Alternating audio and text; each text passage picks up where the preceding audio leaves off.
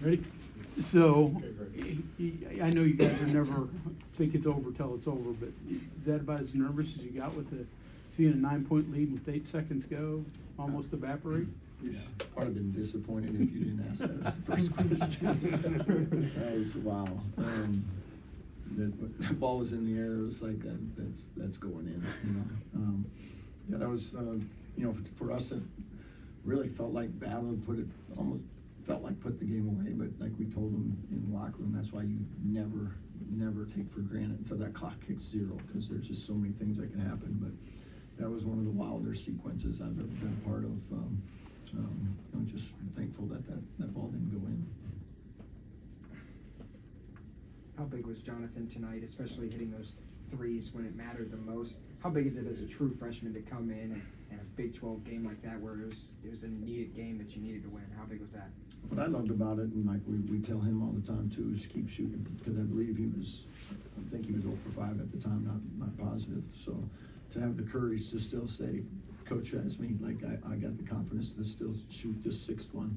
When it was a huge shot, like you said, and then he hit another one, you know, after that. So I thought, you know, we needed it at a critical time there, and you know, what a big shot by him for a freshman to step up and have, you know, the confidence to still do that on a tough shooting night. I thought it said a lot. Coach, every different game has a different game plan, obviously. It appeared in this one that you were able to kind of stick to the game plan throughout, even when you had to come back. How much were you able to stick to the game plan? How big of a deal was that, even collectively winning the rebounding battle, which isn't always a thing? Yes.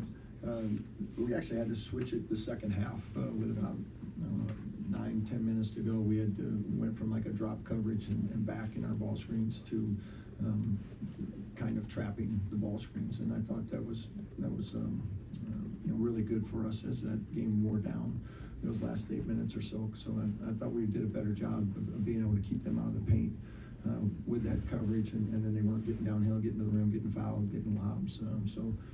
I thought Amani did a really nice job of making that adjustment and getting up there, because we don't do that a lot. So I thought he did a good job of executing it.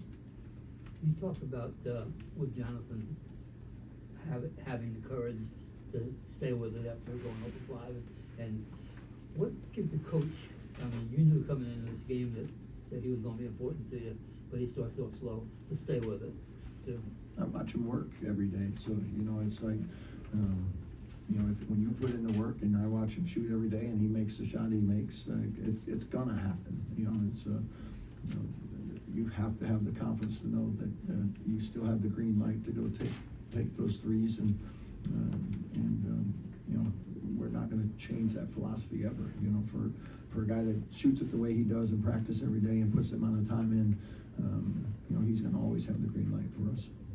Coach, it seems like you know, throughout the course of the game, there's probably 5, 6, 7, 8 different like storylines going on.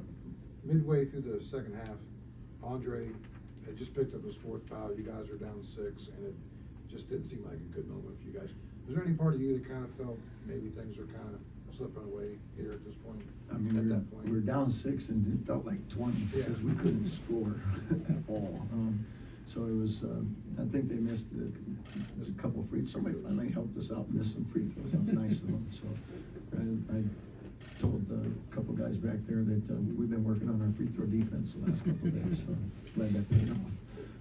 But I think they had a 1-and-1 and maybe a front end 1-and-1 and maybe a 2-shot foul. I think they missed a couple back-to-backs there, so that was certainly helpful in that moment, because we were you know, treading water at best at that point. But after that, I thought those last 8 minutes of the game, I thought, you know, JP hitting a shot, Amani had some huge offensive rebounds for us, and then a couple threes as well. And that got our offense going. And then defensively, I thought, you know, to close out the game, I thought we were pretty good, except for those last few seconds. Amani took us through several options actually, you know, on a couple of sets on what you're trying to do front side, and then how that can roll to the back side. How much of that depends on the reads your players are making on the floor? How much freedom do they have to, you know, hey, look here, this is here, go there, as opposed to just a set play?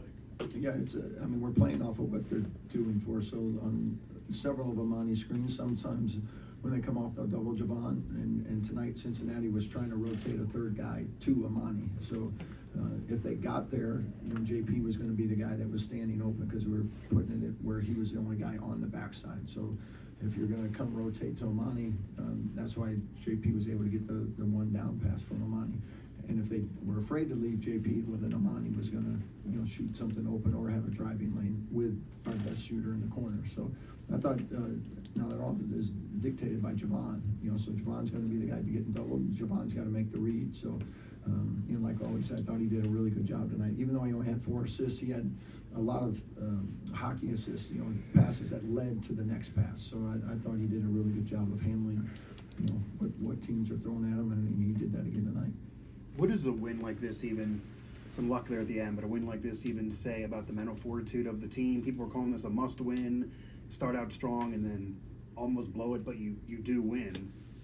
Yeah, just win. I mean, at the end of the day, that scoreboard just says what it says, and it's however it got there, we want to be on the right side of the column. And we've had a few tough games here that we've lost, with some bad fortune at times. So we're certainly not going to apologize for any of that. But winning's tough. This league is tough every night.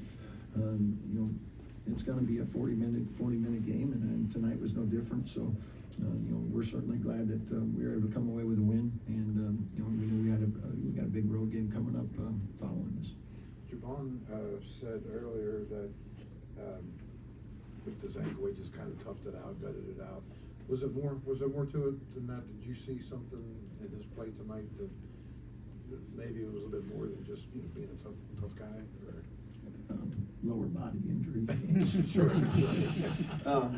Yeah, I'm not sure, what he has for sure, but he seemed pretty good afterwards. So, but he's a tough guy. He's not going to sit out much. So, at least I don't want him to. Right. So, it was good to see him get back out there.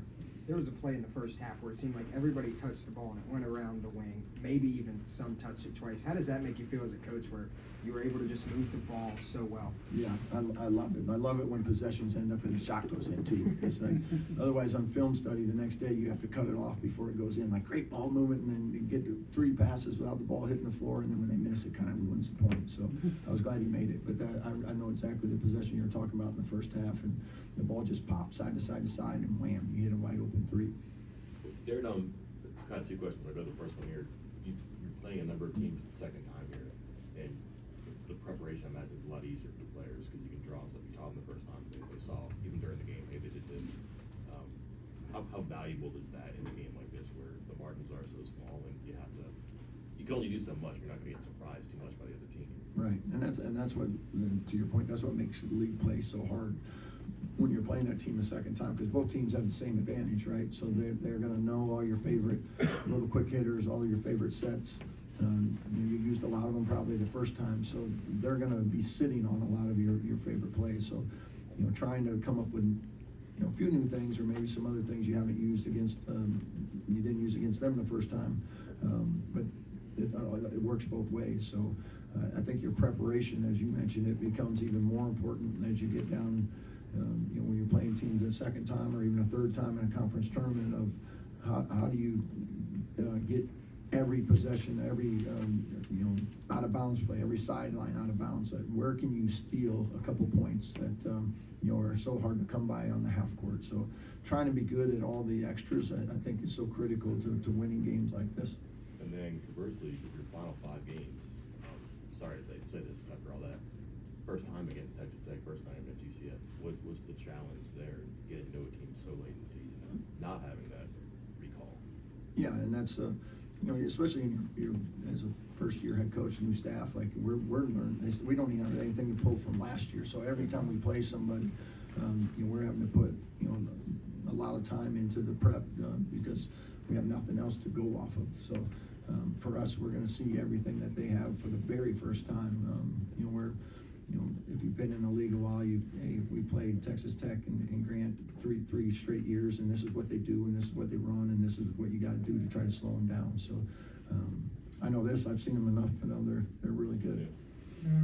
Are they overusing replay and taking too long on them? Only when it goes against us. They can take as long as they want if it goes for you, huh?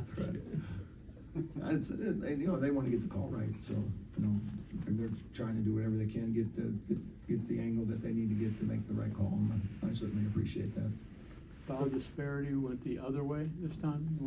We've asked you about it when it's gone the wrong way. You wanna talk about it this time? Like I said, like, wins, losses, I think our refs do a great job, and I think they're out there doing, a really good job of officiating a hard game.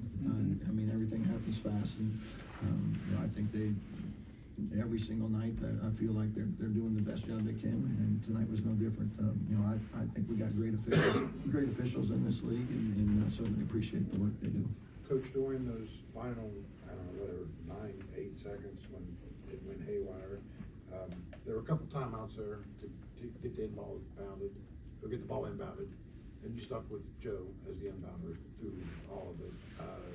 Just a gut feeling there, or is he the guy that you trust in that situation? I thought we could only ask about it once. No, it's, typically Toby, it's the guy that takes it out. Our second guy is Joe, and we haven't had a lot of situations like that, so, and we'll look at it and see, what that looks like moving forward, but, it certainly wasn't great, those 9 seconds, so we'd like to maybe fix that a little bit. Darren, do you have a rule on foul or defend? Are you definitely a defend guy? Does it depend on whether the team is throwing in 20-footers in the sideline, or how does that work? I've always been a non-foul guy, and partly because it was 30 years ago, but I was a player and we were fouling, and we were up by 3, and we fouled a 3-point shooter. As he caught it from half court, and he went into the shooting motion, and they got 3 free throws. Paul Lusk, who's now an assistant at Purdue, I'll never forgive him, and they beat us. So ever since then, we've never been a foul team. It hasn't cost us yet. We've gone to overtime a few times, but we won. So as soon as I lose by not fouling, then we're going to rethink it again. Coach, thank you. Thank you all. Thank you.